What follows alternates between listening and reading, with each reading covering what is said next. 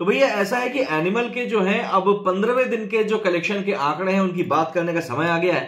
भाई बात करें तो देखिए जो दूसरा हफ्ता एनिमल का गया है वो काफी ज्यादा शानदार गया है। उसके जो फाइनल कलेक्शन निकल कर आए हैं सामने वो ये बताने के लिए काफी है कि भाई कहीं ना कहीं इस मूवी ने अपना जलवा जो है बिखेर दिया है।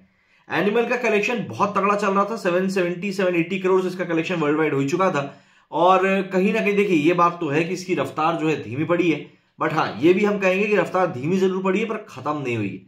तो आज है थर्ड फ्राइडे और फ्राइडे का जो दिन है वो काफी अच्छी खबरें इस मूवी के लिए लेकर आ सकता था, लेकिन आया नहीं है। जी हाँ, नहीं आया है क्योंकि कलेक्शन जो है ना इस मूवी का जितना तगड़ा माना जा रहा था कि यह फ्राइडे के हिसाब से आएगा उतना तगड़ा हुआ नहीं है। हम बात करें कलेक्शन की, फ्राइडे की, कल के कलेक्शन की, तो अर्ली एस्टिमेट से बताया जा रहा है कि 7.5 करोड़ रुपए इस मूवी ने कमाए हैं। मैं जानता हूं ये 7.5 करोड़ रुपए काफी कम है। एंड अपार्ट फ्रॉम दैट ये इसके पिछले दिन के कलेक्शन मतलब कि परसों जो थर्सडे का कलेक्शन हुआ था उससे भी करीब करीब 1.25 करोड़ रुपए कम है। थर्सडे को इसका कलेक्शन 8.75 करोड़ हुआ था। लेकिन गौर फरमाने वाली बात यह है कि सेकंड वीक का जो डेटा निकलकर सामने आया है, ऐसे में इस मूवी ने सेकंड वीक में 139.26 करोड़ कमाए, मतलब ऑलमोस्ट 140 करोड़ का इसने बिजनेस किया सेकंड वीक में, जिसमें से कि हिंदी में 130 करोड़ है। ये सेकंड वीक का कलेक्शन हिंदी में 130 करोड़ है, तेलुगु में 7.31 है, तमिल में 1.08 करोड़ है एंड कन्नड़ में 6 लाख है, मलयालम में तो बहुत ही ज्यादा कम है। इसके अलावा अगर हम देखें तो इसने जो फर्स्ट वीक में कलेक्शन किया था, फर्स्ट वीक का कलेक्शन इसका था अराउंड 337 करोड़ से इसने कलेक्शन किया था फर्स्ट वीक में। अब उसके अलावा हिंदी में 300 करोड़ रुपए का किया था, तेलुगु में 33 करोड़ का, तमिल में 2.73 करोड़ का, कन्नड़ में 50 लाख का एंड मलयालम में 7 लाख का। तो पहले हफ्ते में 337 करोड़, दूसरे हफ्ते में 139 करोड़। ऐसे में इस मूवी का जो टोटल कलेक्शन है इन दो हफ्तों का ही अगर हम लोग मान के चले तो ये आराम से 470 करोड़ के आसपास पहुंच रहा था, 480 करोड़ के आसपास पहुंच रहा था। और आज का कलेक्शन, कल का कलेक्शन मिला के अगर हम बात करें तो करीब करीब 484 करोड़ के आसपास का कलेक्शन ऑलरेडी पहुंच चुका है, जो कि काफी ज्यादा प्रॉमिसिंग है। इसके बाद में एक बड़ी खबर और निकल कर ये आई कि भैया एनिमल जो है अपना थर्ड बिगेस्ट सेकंड वीक कमाने वाली जो है वो मूवी बन चुकी है। इसके ऊपर की अगर हम बात करें तो इस समय टॉप पर है बाहुबली 2। बाहुबली 2 ने 143 करोड़ का बिजनेस किया था अपने सेकंड वीक में। इसके बाद बारी आती है गदर 2 की। गदर 2 ने 134 करोड़ का कलेक्शन किया था अपने सेकंड वीक में। एंड सरप्राइजिंगली इसके बाद एनिमल है। जी हाँ, नो जवान नो पठान कोई सी मूवी नहीं, गदर यहां पर एनिमल ने 130 करोड़ का बिजनेस किया है अपने सेकंड वीक में, जो कि अभी हम लोगों ने बात करी, बल्कि 130 भी नहीं है, 139 करोड़ हो गया है। अच्छा, ये एक चीज मैं आपको यहां पर क्लियर कर दूं कि यहां पर हम लोग सिर्फ हिंदी कलेक्शन की बात कर रहे हैं, दूसरे लैंग्वेज की बात नहीं कर रहे हैं। तो हिंदी में एनिमल ने तीसरे हफ्ते में कलेक्शन किया 130.50 करोड़ का। इसके बाद बारी आई थी जवान की, जिसने 125.46 करोड़ कलेक्शन निकाला था। एंड देन 5वें नंबर पर है दंगल 115 करोड़ के साथ में। यहां पर सबसे बड़ी बात आपकी देखने वाली यह है कि यहां पर पठान टॉप 5 में शामिल नहीं है। पठान का कलेक्शन सेकंड वीक का इन किसी भी मूवी से कम ही रहा होगा, तभी वो उसमें शामिल नहीं है। तो ये कुछ बड़े स्टेप्स हैं जो इस समय एनिमल को लेकर सामने आए हैं। अब बात करें आने वाले समय की, तो देखिए भैया आने वाला समय जो है वो एनिमल के लिए बहुत कठिन होने वाला है। डेट की बात करें तो भैया 16 तारीख आज हो चुकी है, 21 तारीख मतलब कि आज से 5 दिन बाद डंकी रिलीज हो जाएगी। तो अब डंकी के सामने एनिमल के पास कमाई करने के लिए मुश्किल से 4 से 5 दिन बचे हुए हैं। आप मानेंगे इस बात को? समस्या क्या है? समस्या यह है कि अगर आप कलेक्शन देखेंगे तो भैया इस मूवी का कलेक्शन अभी तक हुआ है 484 करोड़, 484 करोड़ का इसके पास कलेक्शन हुआ है। अगर हम लोग मान लें कि इस मूवी के पास में अब मोटी मोटी कमाई करने के या एक बड़ा शेयर निकालने के 5 ही दिन बचे हैं, तो उसमें आज का दिन और कल का दिन बहुत ज्यादा महत्वपूर्ण होने वाला है। मतलब कि सैटरडे और संडे, ये 2 दिन बहुत ज्यादा इंपॉर्टेंट होने वाले। अगर इन 2 दिनों में एनिमल ने बड़ा कलेक्शन नहीं निकाला तो इसके लिए 510 करोड़ 520 करोड़ के आंकड़े को पार करना हो जाएगा बहुत ज्यादा मुश्किल। और ऐसा होता है तो ये पठान का भी रिकॉर्ड शायद नहीं तोड़ पाएगी। गदर 2 और जवान को तो हम छोड़ ही दें।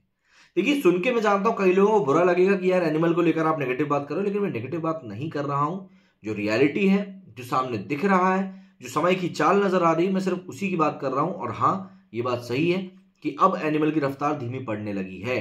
शुक्रवार को मूवी ने 7.5 करोड़ का कलेक्शन किया, जो कम है।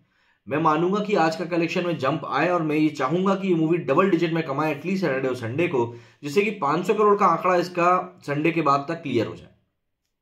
अब बारी आ जाती है एडवांस बुकिंग की। देखिए, सालार और डंकी की एडवांस बुकिंग जो है आज से कई सारे एरियाज में शुरू हो जाएगी।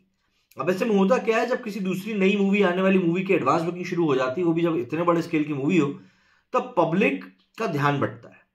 अभी पब्लिक के दिमाग में था कि यार एनिमल लगी हुई, एनिमल देखने जाना है, सोशल मीडिया पर बहुत सारी बातें चल रही, तरह तरह की बातें हो रही थी, तो पब्लिक को एक बज़ था उसको देखने जाने का। लेकिन अब जैसे ही एडवांस बुकिंग शुरू होगी, पब्लिक एडवांस बुकिंग में अपने सालार और डंकी के टिकट्स बुक करना शुरू करेंगे, तो अब कहीं ना कहीं वो एनिमल देखने जाने में हिचकेंगे कि यार अब एनिमल क्या देखना, अब ओटीटी पे आ जाएगी तब देख लेंगे।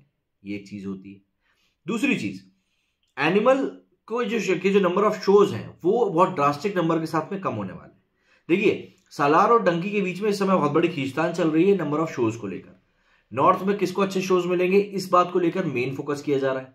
क्योंकि साउथ की अगर हम बात करें तो देखिए, साउथ में डंकी सिर्फ हिंदी में रिलीज हो रही है, तो वहां पर इतनी ज्यादा मारामारी होनी नहीं है। साउथ में वैसे ही माना जा रहा है कि मोस्ट प्रोबेबली प्रभास को ही ज्यादा प्रेफरेंस देगी वहां की ऑडियंस, तो ऐसे में डंकी का वहां पर इतना कोई क्रेज शायद हो ना पाए। हो जाए तो बहुत बड़ी बात है, क्योंकि ऐसा नहीं है वहां बिल्कुल भी हिंदी समझने वाले लोग नहीं रहते, कई सारे लोग वहां पर रहते हैं, खासतौर पर मेट्रोपॉलिटन सिटीज की अगर हम बात करें, बैंगलोर, चेन्नई, इन सब जगहों की। तो ऐसे में ये एक बात है कि भैया थोड़ी बहुत मारामारी साउथ में है, लेकिन जो असली मारामारी है वो है नॉर्थ में।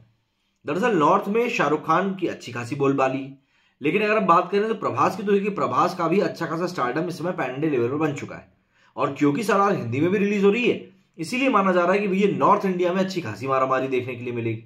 अब सबसे बड़ा फैक्टर यहां पर यह आ जाता है कि क्या इस मूवी की मारामारी, ये जो स्क्रीन की मारामारी है, इसमें एनिमल सर्वाइव कर पाएगी? क्योंकि जो आंकड़े सामने आ रहे हैं उन्हें आपसे बताया जा रहा है कि जो टोटल नंबर ऑफ स्क्रीन रहेंगी नॉर्थ इंडिया में, उसमें से मात्र 10% जो शोज हैं, मात्र 10%, जी हाँ, वो जाएंगे एनिमल और सैम बहादुर को। तो इसमें से आप 7:3 का रेशियो ले सकते हैं कि ये 7 शो जाएंगे एनिमल को, 3 शो जाएंगे सैम बहादुर को। तो ये ऑलरेडी एक बहुत कम स्क्रीन काउंट हो जाएंगी। तो ऐसे में मोटी बात मैं जो आपको बताना चाह रहा हूं यही है कि एनिमल के पास में कमाई करने के लिए बचे मात्र 5 से 6 दिन। इन दिनों में यदि इस मूवी ने कोई बड़ा धमाल कर दिया तो कर दिया, वरना इसके बाद ही थिएटर से उतर जाएगी। तो ऐसे में बड़ी बात बस ये है कि 1000 करोड़ रुपए का सपना जो इस समय रणबीर कपूर अब देखने लगे थे, आंखों में सजाने लगे थे, शायद वो पूरा नहीं हो पाएगा। इसको लेकर एक बड़ी बात यह भी है कि 1000 करोड़ की मूवी जब आपके पोर्टफोलियो में आ जाती है तो ऑब्वियस सी बात है उसका एक बड़ा इंपैक्ट पड़ता है मेकर्स के ऊपर, आपकी खुद की पर्सनालिटी के ऊपर, आपकी ब्रांड वैल्यू के ऊपर, कहीं ना कहीं उसको एक तगड़ा झटका लगा है।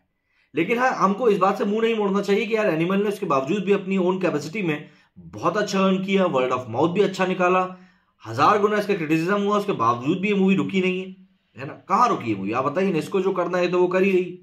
एडल्ट सर्टिफिकेट मिला था, लेंथ ज्यादा थी, ये सब चीजें कोई मायने नहीं रखी। और सबसे बड़ी बात यहां पर जिस तरीके से मूवी को दिखाया गया, पोर्ट्रे किया गया, अधिकतर लोगों तक जो मेकर ने उनका मैसेज पहुंचा भी। संदीप रेड्डी वांगा इस समय खुलकर अपनी मूवी की तारीफें कर रहे हैं, और जो भी कोई व्यक्ति उनकी मूवी क्रिटिसाइज कर रहा है उसको मुंह तोड़ जवाब भी दे रहे हैं। तो सीधी सी बात यह है कि भैया एनिमल का जो कलेक्शन है अभी तक तो बहुत अच्छा चल रहा है।